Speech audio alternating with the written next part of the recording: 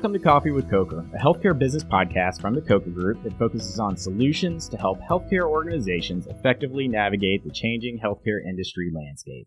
I'm your host, Mark Reibold, and today we're excited to introduce our first Espresso Shot episode, which are designed to be shorter in length and feature content that focuses on specific responses to questions or just more targeted information, perhaps related to broader topics that we can address more directly.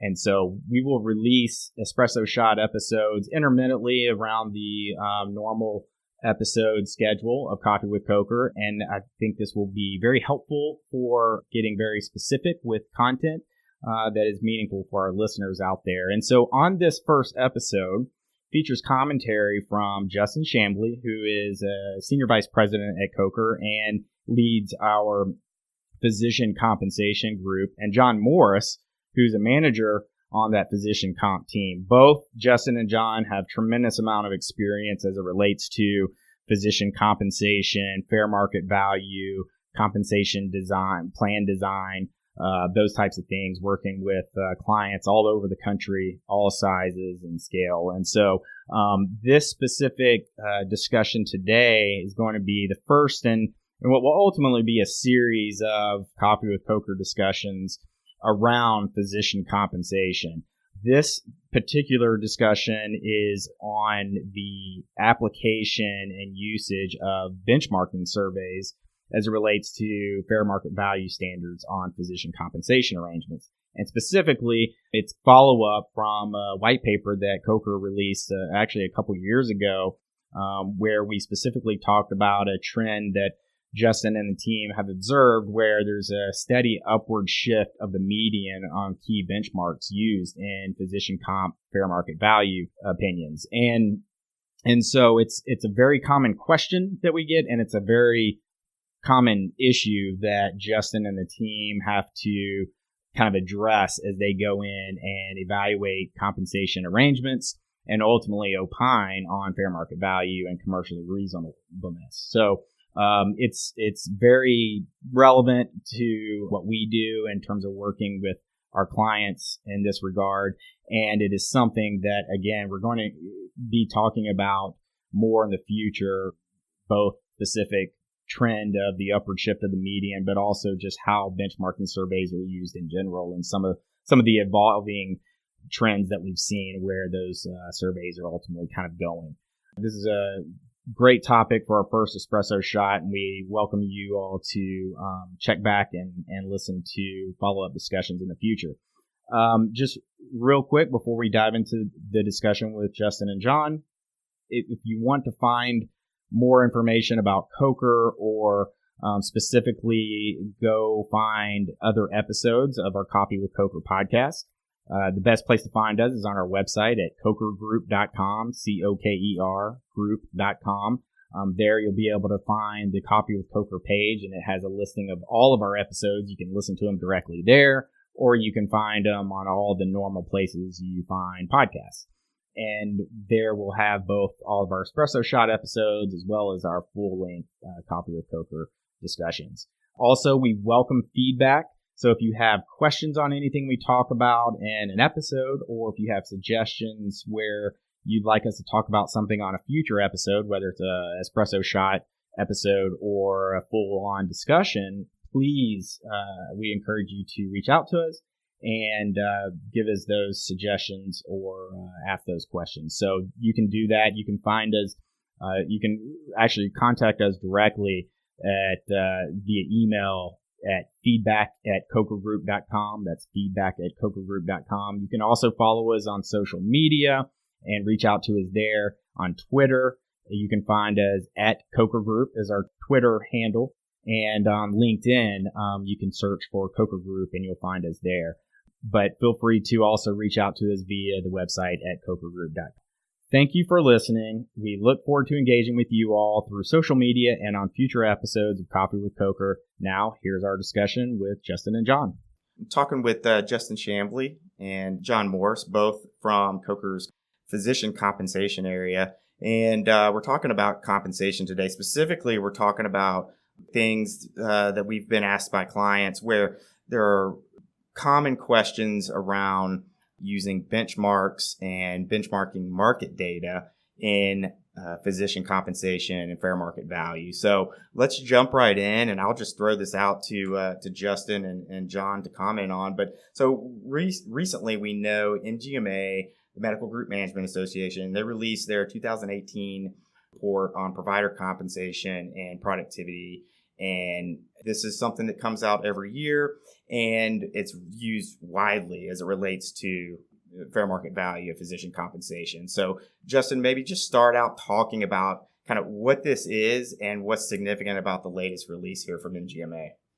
Yeah, the survey, Mark, as you mentioned, is something that's released every year. It's used in a variety of ways throughout the industry. And what's really interesting is just watching the trends in the data. It's something that we've been looking at over the last 5 to 10 years. And what we notice most of all is the increases that we are noting in a variety of specialties. And the increases really are across the board, but one of the areas that we focus on the most is what's called the TCC per wRVU, which is the total cash compensation per wRVU.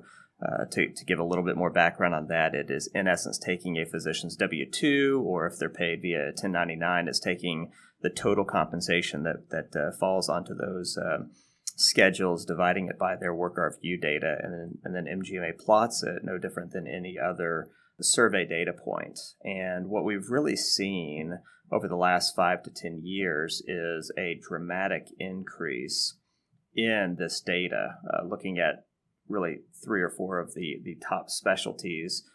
Primary care, both family medicine and internal medicine are showing close to a 30% increase over the last 10 years or so, and other specialties such as OB-GYN, orthopedic surgery, general surgery are showing very similar increases. So it raises a lot of questions just about what's driving the increase. Things into that. Yeah. So what is, and Jon, I'd like for you to chime in too here, but I mean, fundamentally, what's kind of the causation behind the increase, at least that we can speak to at this point? Well, I mean, I think the increases could be attributed to a number of things happening in the marketplace, maybe either by, just natural forces of competition, supply and demand, but then also kind of how we use the survey data in our industry.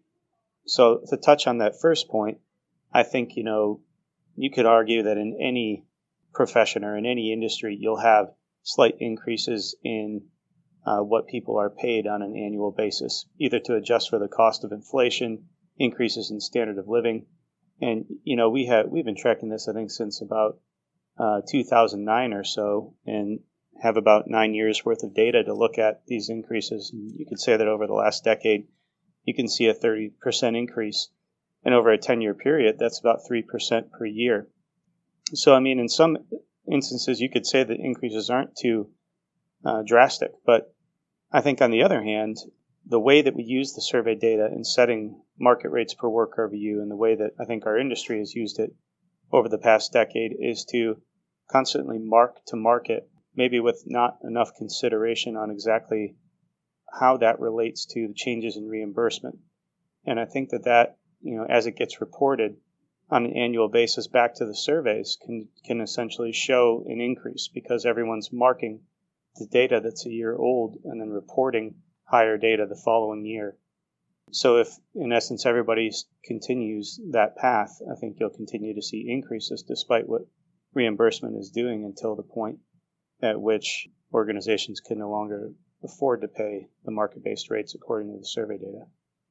Yeah, I think that's a great point, Jon. And just to add to that a little bit, what we've seen overall in the industry is reimbursement is largely flat, meaning we don't see a 30% uptick in reimbursement over the last 10 years. And so really what that calls into question is, what does that mean economically? Meaning, if reimbursement is largely flat, but compensation is going up by 30% over the last 10 years, ultimately that gap that exists between what we're receiving from a reimbursement standpoint and what's being paid out as physician comp continues to narrow, and that funding has to come from somewhere.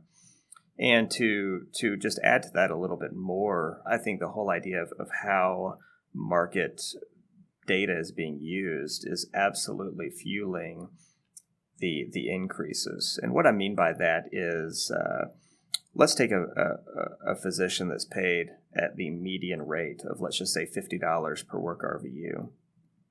And then they receive a quality incentive on top of that of $2 or $3 per wRVU. Well, really, their total cash compensation per wRVU is that $52 or $53.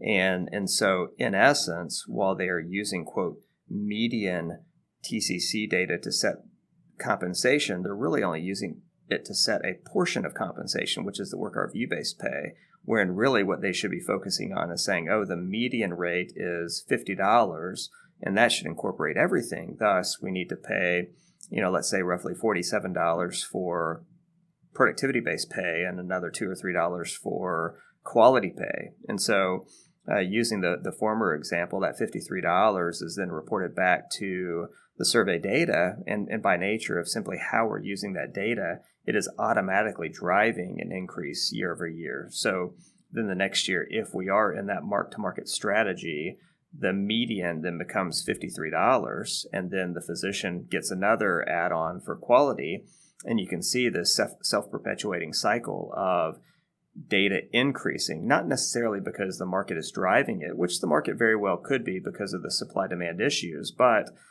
what we step back and say is it being driven more so because of supply-demand, or is it being more so driven by our understanding or lack thereof of what really the survey data represents? Well, and if it's not if it's not being driven truly by the market, then we get into that, like you said, perpetual cycle, and it becomes this self-fulfilled prophecy every time we set new benchmarks that we can kind of see that cycle play out.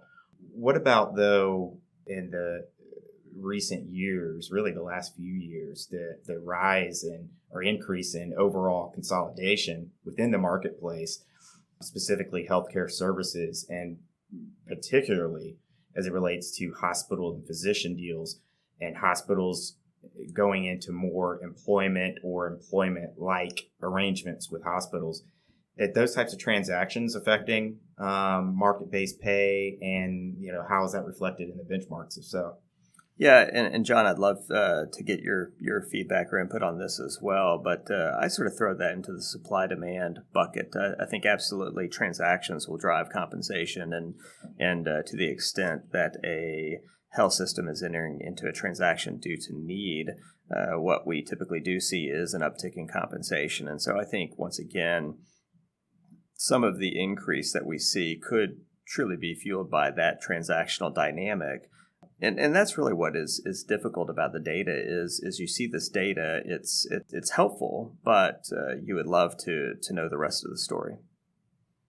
Yeah, I completely agree with that. And, I think one other thing to consider, and kind of on the same topic, is that when hospitals seek to get a large mass of employed providers, and, especially in rural markets, they sometimes have to pay higher dollar amounts, potentially even higher rates per wRVU, in order to get those transactions complete, in order to build that critical mass of employed providers. And if that data is also being reported back, and I'm sure it is, into these surveys, it's another contributing factor to constant increases. Yeah. All right. So I know a couple years ago, it's been a couple years now, but I know Coker, we authored and published a white paper that got a lot of traction, and it was on this idea, kind of introducing this discussion around this continual upward shift of the market median. And Justin, you talked about that a little bit, but maybe just, and by the way, we'll make sure there's a link to that white paper available on the website with this the notes to this show. But maybe just speak a little bit high level to that concept, and then people can follow up with questions if they want to go deeper.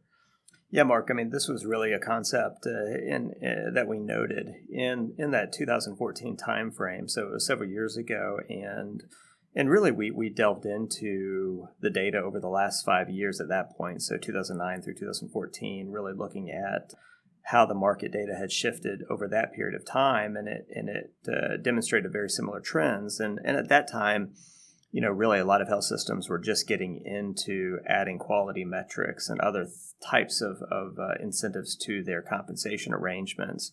And we saw this idea of how health systems were using benchmark data being very pertinent to the potential increases that we see. And what's really been interesting to watch over the last 3 or 4 years is how that trend just continues. And as we talk to clients and educate them on benchmark data and understand how they're using benchmark data, we see that there is still a gap in understanding of what the benchmark data represents and perhaps how they are using it in terms of establishing physician compensation arrangements within their respective organization.